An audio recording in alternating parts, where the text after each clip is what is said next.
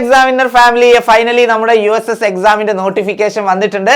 USS എക്സാമുമായി ബന്ധപ്പെട്ട് നിങ്ങൾക്ക് എന്തെല്ലാം കാര്യങ്ങൾ അറിയണം അതെല്ലാം ഈ ഒരൊറ്റ വീഡിയോയിലൂടെ ഷമീം സാർ നിങ്ങൾക്ക് പറഞ്ഞു തരുന്നതായിരിക്കും. അതുകൊണ്ട് ഇത്തവണത്തെ USS എക്സാം എഴുതാൻ പോകുന്ന എല്ലാ മക്കൾക്കും നിങ്ങൾ എന്ത് ചെയ്യണം, ഈ വീഡിയോയുടെ ലിങ്ക് ഷെയർ ചെയ്തിട്ടുണ്ടാവണം. ഇപ്പൊ തന്നെ എല്ലാവരും ലൈക്ക് ചെയ്യുക, മാക്സിമം ഫ്രണ്ട്സിലേക്ക് എന്ത് ചെയ്യുക, ഷെയർ ചെയ്യുക. അപ്പൊ ഒരുപാട് മാറ്റങ്ങൾ ഇത്തവണത്തെ USS എക്സാമിന് വന്നിട്ടുണ്ട്.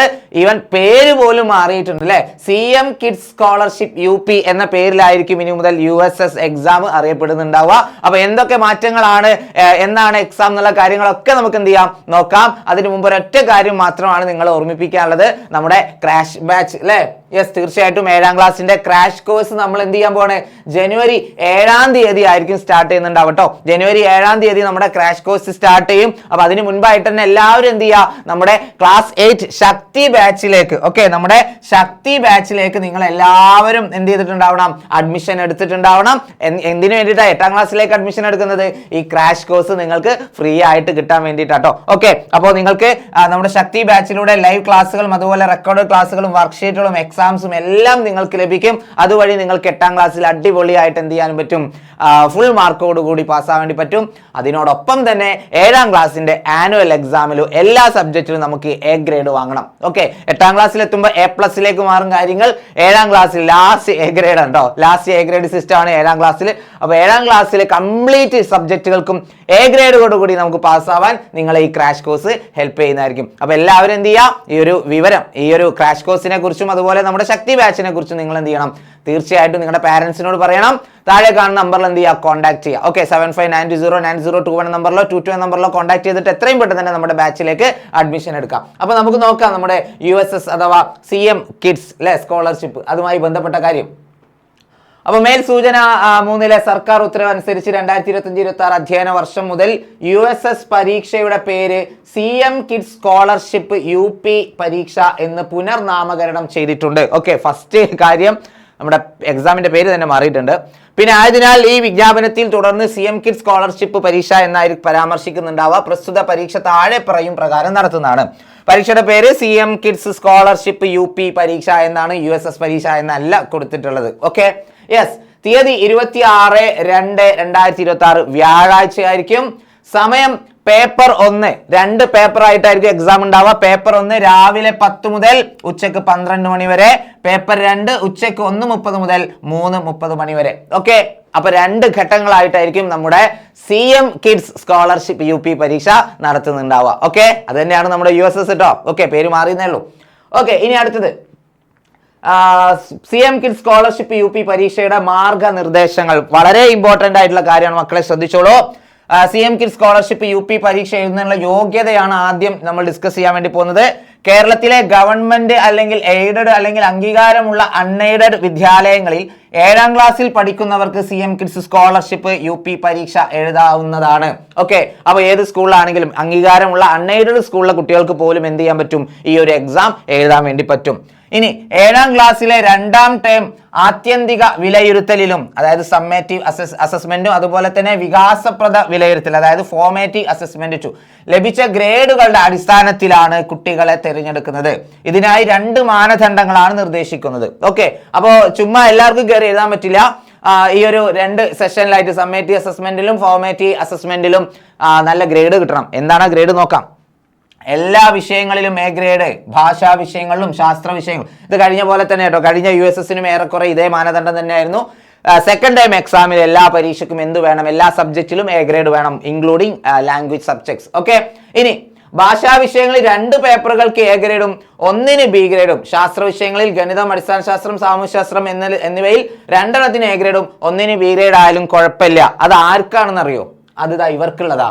കലാ കായിക പ്രവൃത്തി പരിചയ ഗണിതശാസ്ത്ര സാമൂഹ്യ ശാസ്ത്ര വിദ്യാരംഗം മേളകളിൽ ഉപജില്ലാ തലത്തിൽ A ഗ്രേഡ് അല്ലെങ്കിൽ B ഗ്രേഡ് അല്ലെങ്കിൽ 1ാം സ്ഥാനം നേടിയവർക്ക് മാത്രമാണ് 2ാം മാനദണ്ഡം ബാധകമാവുക. അതായത് സബ് ജില്ലയിൽ പോയിട്ട് എന്തെങ്കിലും ട്രോഫി കിട്ടണം, അങ്ങനെയുള്ളവർക്ക് മാത്രമാണ് ഈ 2ാമത്തെ മാനദണ്ഡം. അതായത് ഏതെങ്കിലും 2 പേപ്പറുകൾക്ക് A ഗ്രേഡ് 1ന് B ഗ്രേഡ് ആയാലും പ്രശ്നമില്ല എന്ന് പറയുന്നത് സബ് ജില്ലയിലൊക്കെ പോയി പാർട്ടിസിപ്പേറ്റ് ചെയ്തിട്ട് ഫസ്റ്റ് പ്ലേസോ അല്ലെങ്കിൽ A ഗ്രേഡോ B ഗ്രേഡോ ഒക്കെ നേടിയവർക്ക് മാത്രമായിരിക്കും. പിന്നെ കുട്ടികളെ തെരഞ്ഞെടുക്കുന്നതിനുള്ള മാനദണ്ഡങ്ങൾ കർശനമായി പാലിക്കുന്നെന്ന് പ്രധാനാധ്യാപകൻ അല്ലെങ്കിൽ പ്രധാനാധ്യാപിക ഉറപ്പുവരുത്തേണ്ടതാണ്. ഇതിൽ യാതൊരുവിധ കള്ളക്കളിയും നടത്താൻ പറ്റൂല എന്ന്. ഓക്കെ, അടുത്തത് CM കിഡ്സ് സ്കോളർഷിപ്പ് UP പരീക്ഷയ്ക്ക് കുട്ടികൾ ഫീസ് നൽകേണ്ടതില്ല. ഓക്കെ, ഇതിന് യാതൊരുവിധ ഫീസും ഈടാക്കുന്നില്ല എന്നാണ് നമ്മുടെ നോട്ടിഫിക്കേഷനിലൂടെ പറയുന്നത് കേട്ടോ. പിന്നെ പരീക്ഷ എഴുതാൻ അർഹതയുള്ള കുട്ടികളുടെ പേര് വിവരങ്ങൾ ഓൺലൈനായി 30/12/2025 മുതൽ 15/1/2026 വരെ സ്കൂൾ ഹെഡ് മാസ്റ്റർ രജിസ്റ്റർ ചെയ്യേണ്ടതാണ്. അപ്പൊ തീർച്ചയായിട്ടും നമ്മുടെ ഹെഡ് മാസ്റ്റേഴ്സ് അത് എന്ത് ചെയ്യും? തീർച്ചയായിട്ടും ആ കാര്യങ്ങൾ ചെയ്യും. ഓക്കെ, നിങ്ങൾക്ക് ആ ക്വാളിഫിക്കേഷൻ ഉണ്ടെങ്കിൽ നിങ്ങളുടെ പേര് രജിസ്റ്റർ ചെയ്യുന്ന കാര്യങ്ങളൊക്കെ സ്കൂൾ അധികൃതർ നോക്കുന്നതായിരിക്കും കേട്ടോ. ഓക്കെ, അതിൽ യാതൊരുവിധ വീഴ്ച വരുത്തുവാനും ഹെഡ് മാസ്റ്റർക്ക് അധികാരം ഉണ്ടായിരിക്കുന്നല്ല. ഓക്കെ, അടുത്തത് പരീക്ഷയുടെ സിലബസും സ്വഭാവവും നിങ്ങൾക്ക് എല്ലാവർക്കും അറിയേണ്ട കാര്യം. CM കിഡ്സ് സ്കോളർഷിപ്പ് UP പരീക്ഷയ്ക്ക് 2025-26 അധ്യയന വർഷത്തെ 7ാം ക്ലാസ്സിൽ പൊതുവിദ്യാഭ്യാസ വകുപ്പ് പ്രസിദ്ധീകരിച്ച സ്കീം ഓഫ് വർക്ക് അനുസരിച്ച് ജനുവരി 31 പൂർണ്ണമായി തീരുന്ന പാഠഭാഗങ്ങളാവും ഉൾപ്പെടുത്തുക. ജനുവരി 31, അതായത് സെക്കൻഡ് ടൈം എക്സാമിന്റെ പോർഷൻ മാത്രമല്ല, ജനുവരി 31-ാം തീയതി ഏത് ചാപ്റ്റർ ആണോ തീരേണ്ടത് അതുവരെ നിങ്ങൾ പഠിച്ചിരിക്കണം എന്നാണ് പറയുന്നത് കേട്ടോ. ഓക്കെ, അതായത് കംപ്ലീറ്റ് സിലബസ് ഏറെക്കുറെ അത് തന്നെ ആയിരിക്കും. കംപ്ലീറ്റ് സിലബസ് നിങ്ങൾ എന്ത് ചെയ്യണം? നന്നായിട്ട് USSന് വേണ്ടി പ്രിപ്പയർ ചെയ്യണം. 7ാം ക്ലാസ് വരെ കുട്ടി നേടേണ്ട പഠന ലക്ഷ്യങ്ങളെ പരിഗണിച്ചായിരിക്കും ചോദ്യങ്ങൾ ഉണ്ടാവുക. ചോദ്യങ്ങൾ സെലക്ട് റെസ്പോൺസ് ഐറ്റംസ് മാതൃകയിലായിരിക്കും. ഇവയിൽ താഴെ കൊടുത്ത രീതിയിലുള്ള ചോദ്യങ്ങൾ ഉണ്ടാവും. ഓക്കെ, ഒരുപാട് ടൈപ്സ് ഓഫ് ക്വസ്റ്റ്യൻസിന് നമുക്ക് നോക്കാം. ശരിയായ ഒരു ഉത്തരം തിരഞ്ഞെടുക്കുന്നവ, അതായത് 4 ഓപ്ഷൻ തന്നിട്ട് ശരിയായ ഒരു ഉത്തരം തിരഞ്ഞെടുക്കുന്നത്. അതുപോലെ പ്രസ്താവന ടൈപ്പ് ചോദ്യങ്ങൾ ഉണ്ടാകും. എങ്ങനെ? പ്രസ്താവന ടൈപ്പ് ചോദ്യങ്ങൾ ഉണ്ടാകും. മാച്ചിങ് ടൈപ്പ് ചോദ്യങ്ങൾ ഉണ്ടാവും. മാച്ച് ദ ഫോളോയിങ് പോലെയുള്ള ചോദ്യങ്ങൾ ഉണ്ടാവും. ഒന്നിലധികം ശരിയായ ഉത്തരങ്ങൾ തിരഞ്ഞെടുക്കുന്നവ. 4 ഓപ്ഷൻ തരും, അതിൽ 2 ശരിയായിരിക്കും. ഓക്കെ, അങ്ങനെയുള്ള ചോദ്യങ്ങൾ ഉണ്ടാകും. നെക്സ്റ്റ്, ചോദ്യങ്ങൾ താഴെ പറയുന്ന തലങ്ങളിൽ ചിന്താശേഷി പ്രയോഗിച്ച് ഉത്തരം കണ്ടെത്തേണ്ടുന്നവയും അതുപോലെ ഉയർന്ന ശേഷിക്ക് പ്രാമുഖ്യം നൽകുന്നവയും ആയിരിക്കും. ഏതൊക്കെയാണത്?